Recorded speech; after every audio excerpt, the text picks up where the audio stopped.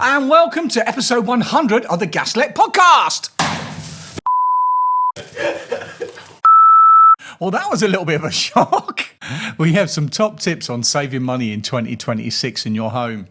We have some giveaways for our listeners. We have some podcasting facts. It's a history section of the podcast and listeners' questions answered. So this is the 100th episode. So let's crack on with it and let's have some fun.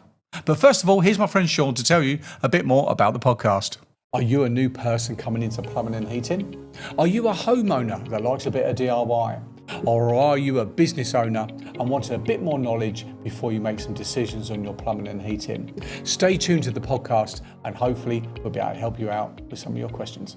And thank you very much, guys. And is this the first time you've ever listened to a podcast or the first time you listen to our podcast? We'd like to welcome you on here. It's not as normally as crazy as this, that confetti cannon going off. Literally, I've shot a few guns in my life. That was like a gun going off. So I'm not sure what the final edit of that is actually going to look like. So, so thank you very much indeed for joining us. So we have 3 top tips that all homeowners can do to help save money in 2026 on your heating, hot water and your energy bills. The first one is make sure any unused rooms with radiators are turned down and not turned off. It's a bit of a false economy. People turn off areas to their homes. Let's say there's a bedroom adjoining, bedroom 2, 3, whatever, and they turn the radiator completely off. Now, when you have completely cold areas, this actually attracts the heat into it. So you start having a bit of a false economy where you're thinking you're only heating sort of 2 rooms upstairs and the third one's being left cold. And what they're actually doing is actually drawing the heat away. You're better off having it on a lower setting, having a lower flow or the TRV set to a lower position. And this will put a tiny bit of heat into the room and keep out the damp. So any soft furnishing, carpets, curtains and anything you're storing in there as well, it just keeps everything alive and fresh as well. So it's a bit of a false economy. Don't turn it off, turn it down. So number 2, if your radiator is under a window, make sure the curtain is behind the radiator if it's too long and not in front. So the way radiators work, the water passes through the metal. Basically, it heats the metal up and then goes out a little bit on the cooler side. So the heat is then absorbed into the metal and the heat then rises out of the top of the radiators. I mean, if you're looking at the more modern sort of radiators, they've got those little grills on the top and they allow the heat to come forward. There is a bit of heat that does radiate on the front of the radiator and radiates forwards, but the majority of the heat actually lifts up and rises. So if you've got a curtain in front of that, it's then directing the heat towards the window. And actually windows are the worst of the insulation things that we have in our homes. You think you've got a nice big 9-inch wall, 12-inch thick wall with a cavity and insulation, all the rest of it, and then we'll have, let's say, a 25mm thick 2, maybe 3 pieces of glass these days, and that is all that is between you and outside. They have fancy gases in there to try and help, but ultimately you've got a wall this thick bridging the warm from the cold, and we have windows this thick bridging the warm from the cold. So if we can have the curtains behind the radiators, if they're too long, that will then direct the heat into the room. And number 3, if you have a hot water storage cylinder, so like an airing cupboard, make sure you have the insulation all the way around it. Now we do come across older ones where they've got no insulation at all, it's just bare copper. Some of the older ones then will have like a jacket that you wrap round with a bit of that twine or string that comes around to hold it together. And on the modern ones, they're sort of white plastic all the way around and the insulation's built into them. They're the most efficient ones we can get. But did you know you can save around 190 quid a year on lost energy on your hot water alone by not having a jacket on it? So make the savings, make sure it's done, make sure it fits. It's one of those things, if you put 2 on it, you're not going to do it any harm. Actually, if anything, you're going to increase the heat loss through the system, you'll actually decrease the heat loss, of the cylinder by putting 2 jackets around it. And they're not that expensive. That'll be my top tip for your hot water cylinders. So we have a bonus tip for you as well. It takes on average 30 minutes to heat your home. So set your timer correctly for when you're in. So whether you've got a mechanical timer on the boiler, whether you've got some sort of digital timer, maybe you've got a smart controls or a Hive, it doesn't normally take that long with a gas boiler running in your central heating. If you've got underfloor heating, it's a little bit different. If you've got an air source heat pump, it'll be a lot different. But if you're running a conventional gas boiler with wet radiators, it'll take around 30 minutes to heat up your home. And a good thing to do is to test it and measure it and find out, because some houses with big heat loss may take 40 minutes. If you've got a very well insulated house, it might only take 20. So it's a good idea to have a play around with these numbers and see where you are and see where you get to that comfortable point. So my podcast journey and why I started it. So a lot of people, they think that you do a podcast and that's it. You're up there with your Joe Rogans and your Stephen Bartletts and you're jetting off around the world and it's all monetized. That's not the case at all. Most podcasts, almost 99.9% of podcasts aren't monetized. And my sort of goal for this podcast isn't to earn money from it at all. That's not what it's about. I'm not interested in getting checks from YouTube or from Spotify each month. That's not what we do it for. So my journey started in April 2024 when we done our first podcast. And it was an audio-only podcast and it was set up on my desk. And the reason why I started it, on social media, there's a lot of people asking for advice and for help. And you're trying to do this and you're being pulled this way, you're being pulled that way. And I thought, I know what I'll do. I'll do a podcast where I can get people's listeners' questions or social media questions, bring it onto the podcast and I can get them answered. So on my own, it's also helped with my own personal growth with my dyslexia. We've come to explaining things and demonstrating things for my audience as well.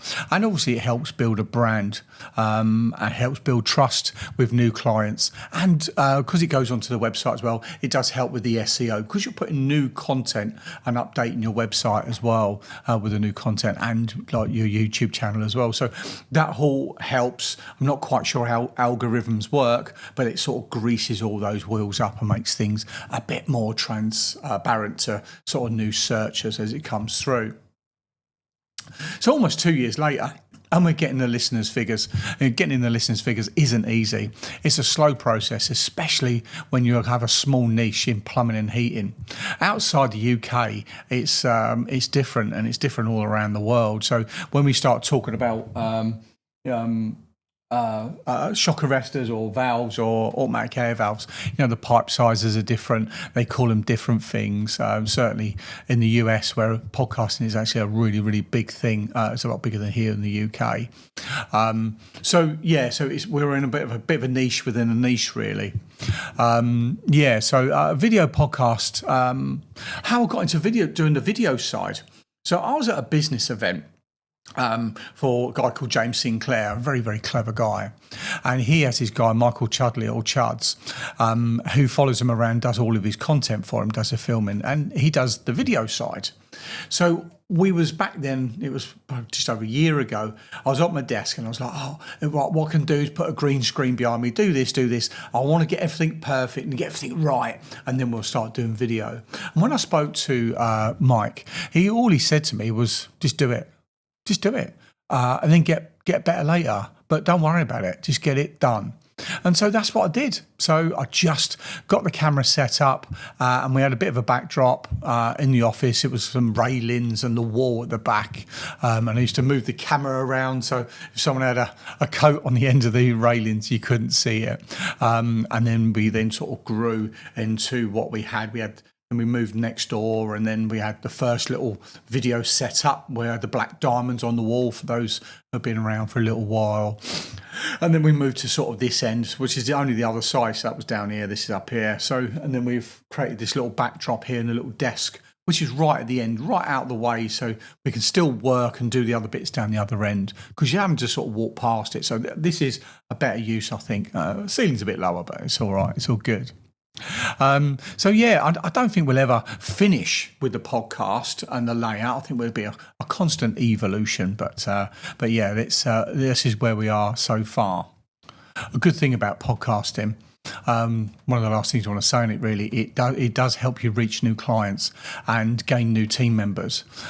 When people are working in other companies or working on their own and they want to get a PAYE job, we've been approached by people that have seen our content. They've seen me personally, the business owner here, talking to the camera, explaining things. On our YouTube channel, we have the more explainer videos and how-tos and bits and pieces like that, as well as, and they can see all of that stuff. And it really just shows that actually you know what you're doing, where your sort of morals and where your priorities do lie as a business owner.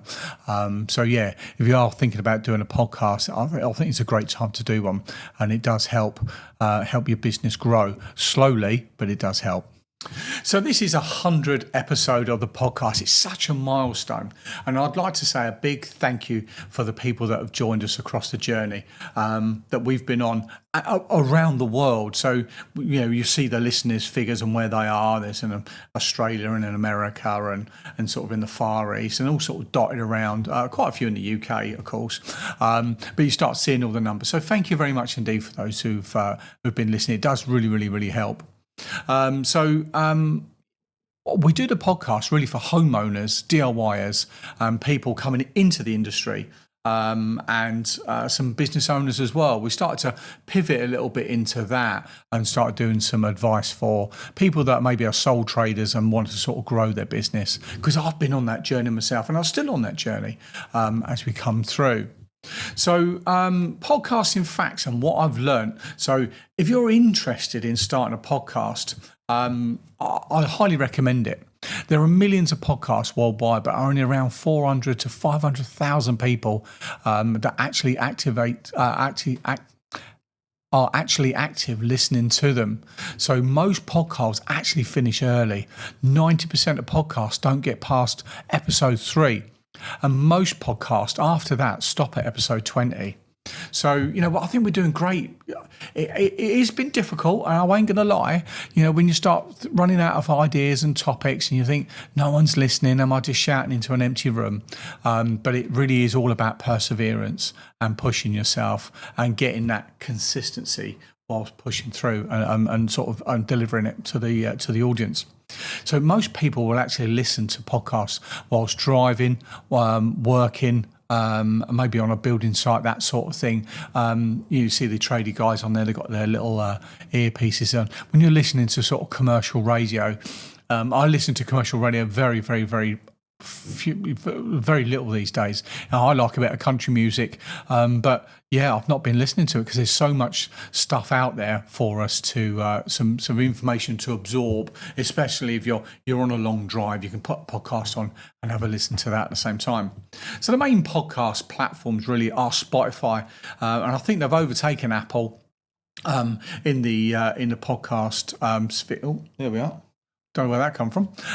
Within the podcast sphere, then you got Apple Podcasts, and then it's down to YouTube, and then you got Amazon Podcasts and bits and pieces. So people listen to podcasts to learn, improve, and to solve problems. That's the 3 top areas where people listen to podcasts. So what have I learned from 100 episodes of the podcast?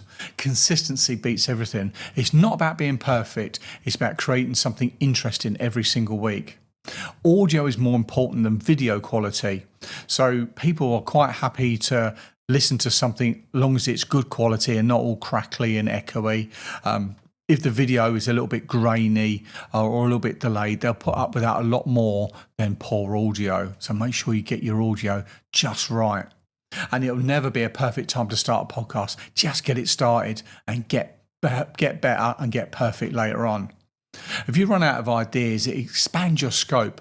Early episodes are harder, and nowadays ideas become easier, and you need to pivot when necessary. Like talking about the solopreneurs out there that are one-man bands that wanting to expand. I never started the podcast like that, but I've started to come into that area with some of the stuff that I've learned and picked up. People feel like they know you already. So if you're there on a podcast, and this is genuine, I was having an eye test up at Empstead, up in the shopping centre. This stuff's gone everywhere, isn't it? Up in the shopping centre. And I was in the back waiting room, and I sat down ready to go through to get the old mince pies looked at. And someone come out of the room and went, "You're the man on the podcast, aren't you? You're Sean." I went, yeah. Because, we listen to your podcast and we will look at your social media. Complete rant. I don't even know who they are. They just cruise past me. And I said, make sure you check out the ones because we've got some giveaways later to talk about. But, people think they know me already, like a complete stranger. They knew my name. I was in a shop the other day, in a dive shop over in Maidstone. Someone behind me said, "Oh, hello, Sean from Gaslec." And because they knew me from the social media posts and the videos that I do, didn't have an absolute clue who they were. We introduced and said hi. So people do get to know you by putting it out there. So it helps build your brand and your reputation. But just remember also, it's a long game. It's like building a good company. It won't happen overnight. Some of the podcasts that I discover personally are maybe in the 200, 300, 400 episodes already in before I sort of discover them. Maybe if I found them on podcast number 1, I wouldn't have listened to them again because it takes that time to get into the podcast and start getting good. Don't worry about making mistakes. Don't worry about overthinking episodes. Try not to make it perfect. You will say ums a lot and ers a lot, but don't worry about it. Just crack on. Be absolutely fine. So the last thing I need to say is you don't need fancy studio gear. You can actually record your own podcast on your iPhone. Just make sure your audio quality is good. So here we've got the Rode microphone, we've got the teleprompter up on the screen, and we've got all these bits and pieces, a bit of lighting and stuff like that. But you don't need that to get started. So if you've got a great idea, you can start with Spotify for creators to get your podcast out there, get your ideas out there. And get your friends and family on board to get it shared as well. So that wraps up that part of the podcast on podcasting. So we have some listeners' questions to answer. So one of the questions that come in was, how do I know if I have a water leak? Well, water leaks come in different forms. So within your home, you have your fresh water. So you have your cold mains that comes in. Let's say you've got a combination boiler. Your cold mains comes into your boiler, comes back out, and it comes out as hot. But that's all on the main side. Then you have your heating water. So if you're on a sealed heating system, you've got a little pressure gauge on the boiler. That's a sealed heating system. So if you now start looking for a water leak and you start seeing the pressure drop, it could be related to that. And then you've got the wastewater leaks. So from your baths, your showers, your sinks and your basins, that sort of stuff. So, we only notice the water leak every time the toilet's flushed or every time we have a long shower. And we get a wet floor, then we get a wet ceiling, 2 and 2 there, guys. So the first thing is to try and identify where the water leak is coming from. If you've got stored water up in the loft, so you've got like a vented heating and a hot water system, you won't have a pressure gauge on your boiler. And if any water does leak, it'll self-top itself up, so it'll keep going and keep going and keep going. So one of the little tips I'll give you here, guys, is that if you've got a sealed water system and you've got a water meter out the front of your house, is that make sure everything's turned off and then lift up your water meter lid, which is about so big, about the size of a small dinner plate, and see on there will be a little tiny silver and black wheel.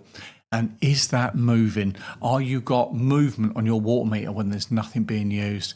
And that is a sure sign that there's water that's being consumed within your home. Obviously you start getting smells from damp to got between floors, stains on ceilings, which is a really big giveaway as well. So it's a bit difficult to answer that question because it's there's sort of multiple types of where the water could be coming from. How do I know if I'm being overcharged? Well, that's a tricky one, this one, to get answered. So I think it boils down to, there was something on social media I did see earlier on about someone called someone out for a bar flexi pipe and they paid nearly £1,000 for it, which was sounds like a bit of a rip-off to me.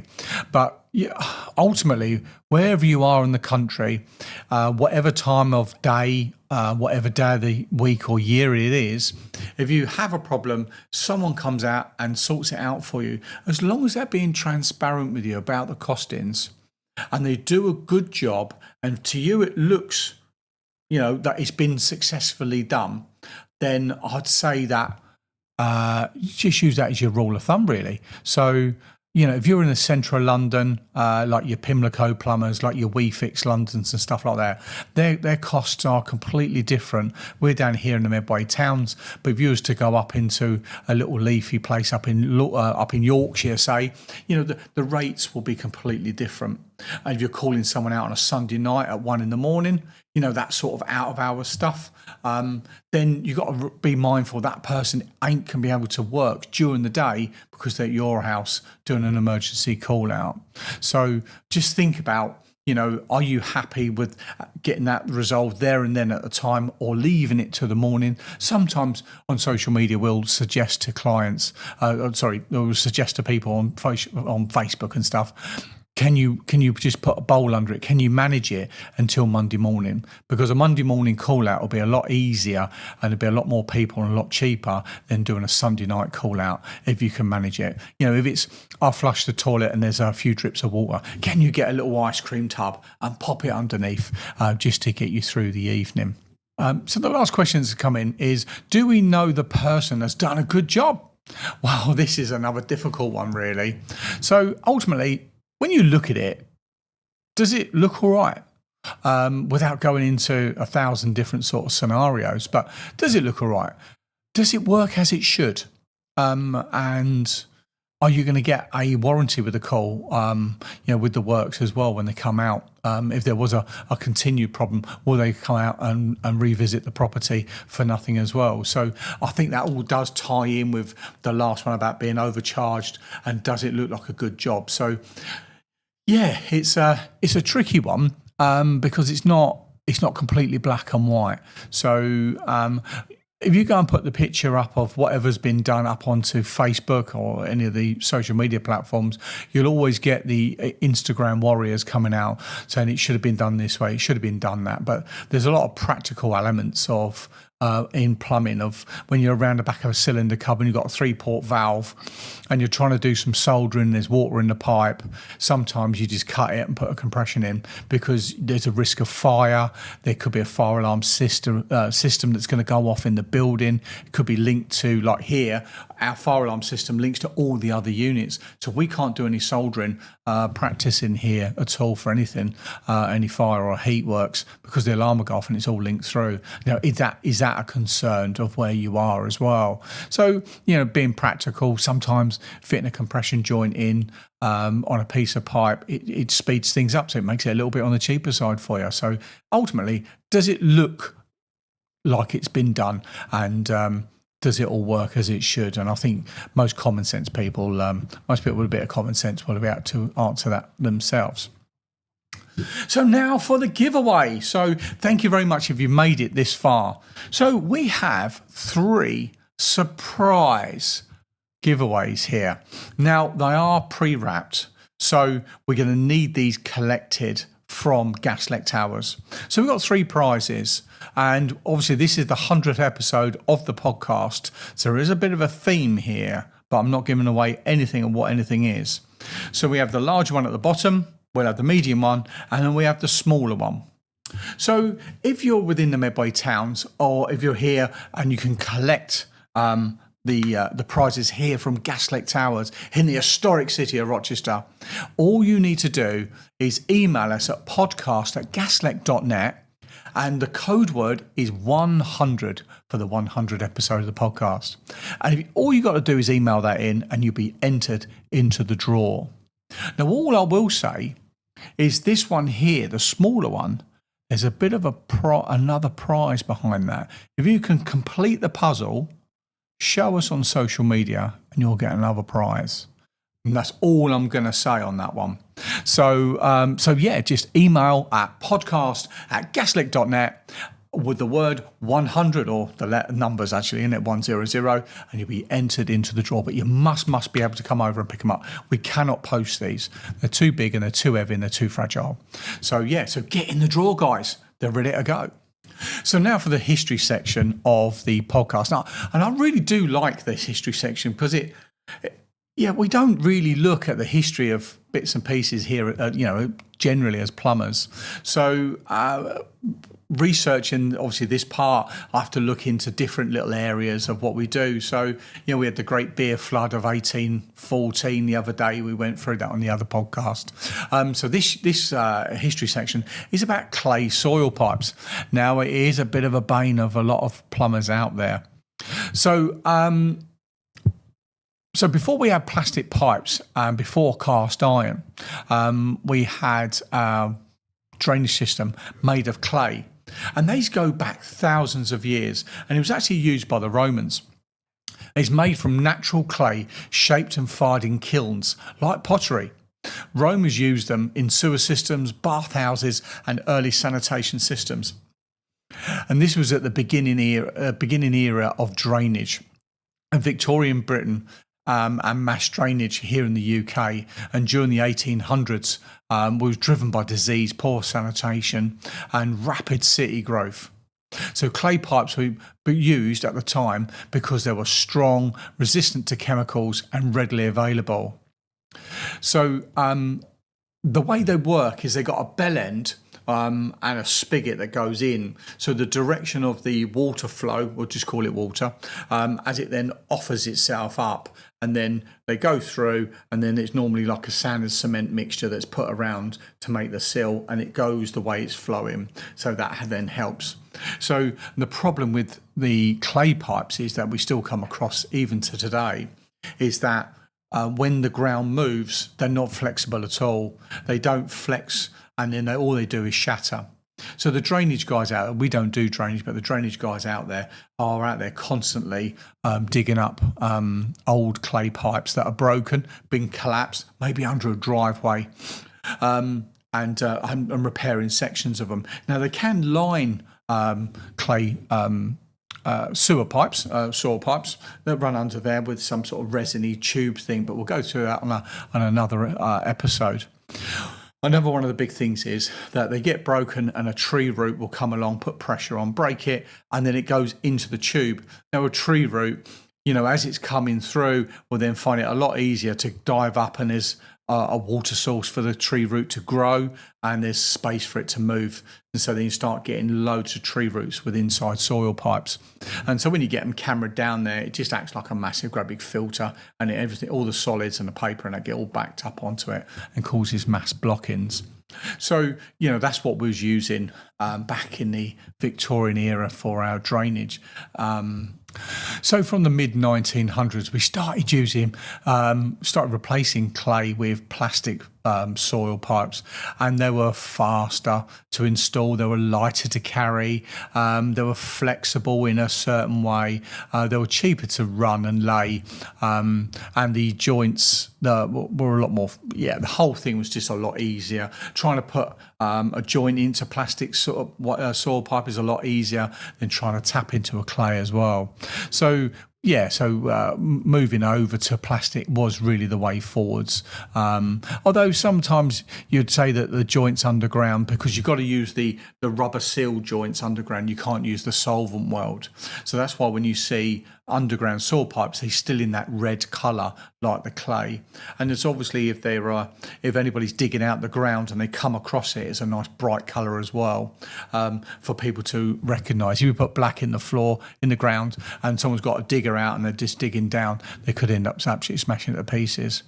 But also the brown plastic pipe isn't UV stable, so it mustn't be used outside above ground. It's only an underground pipe. So your blacks and your greys are on the UV stable side. But we still see clay pipes around. But they're great. They're chemical resistant. They're made from an eco-friendly material, unlike plastics. But we're sort of moving away from those. And there's still clay pipes well over 100 years old and still in there working good and going strong as well.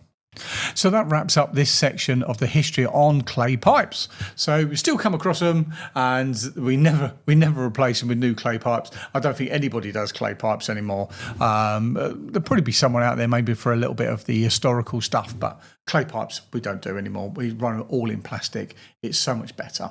And the actual internal size of the plastic pipe is actually slightly bigger because it doesn't have the big thick walls as well. So you can get more water flow and solids through them as well, which helps reduce the blockages. So that wraps up this week's episode of the podcast, episode 100. And I really do hope that you've enjoyed and got some value from this podcast.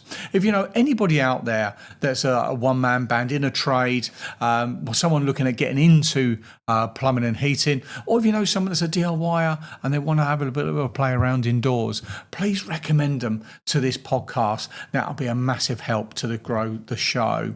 And it helps with the algorithms. And if you've got any comments that you want to get to us, you can email us or put a comment on the bottom of the podcast wherever you're listening to, and we'll pick that up and get that done.